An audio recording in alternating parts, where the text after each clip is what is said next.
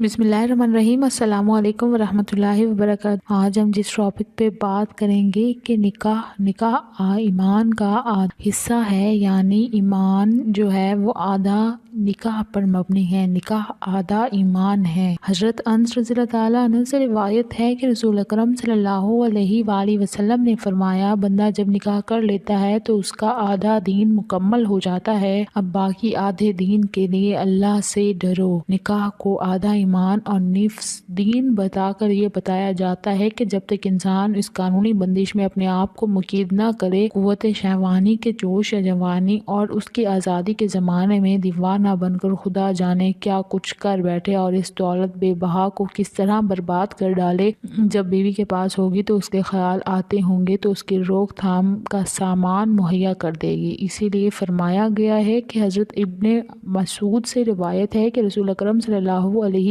वसल्लम ने फरमाया, जब किसी आदमी को औरत भाई यानी किसी अजनबी औरत को देख कर ख्याल आए तो उसके दिल में तो उसे चाहिए कि फ़ौरन अपनी बीवी के पास जाए, क्योंकि उसके पास ही वही सामान तस्कीन मौजूद है जो उस अजनबी औरत के पास है। इसका अक्स औरतों के लिए समझा लिया जाए कि उनके दिल में जब कभी कोई ख्याल पैदा हो तो फ़ौरन मर्द के पास जाएं, मान उसी के सामान मौजूद है। अगर इसी खजाने को जो मर्द और औरत के पास है, मर्द ने अपनी अजनबी और गैर औरत को ज़मीन में डाला या औरत ने अजनबी और गैर मर्द के चश्मे से शराबी हासिल की, तो इधर वो ना दाना दूसरे के मुल्क में पहुँच कर तुम्हारे हाथों से गया, दूसरे उसे संभाले या न संभाले। तुमसे क्या गुजरा हुआ उधर औरत से यही गलती, तो आइंदा सख्त परेशानियों का मुकाबला करने के लिए तैयार रहें। या इसकी ज़बरदस्त दौलत को बर्बाद कर डाले और कत्ल का गुनाह अपने सर ले। बहरहाल सूरत दोनों शक्लों में नुकसान ही नुकसान नजर बरा, दुनिया और आखिरत दोनों हैसियत से। तो भलाई और आखिरत इसी में है कि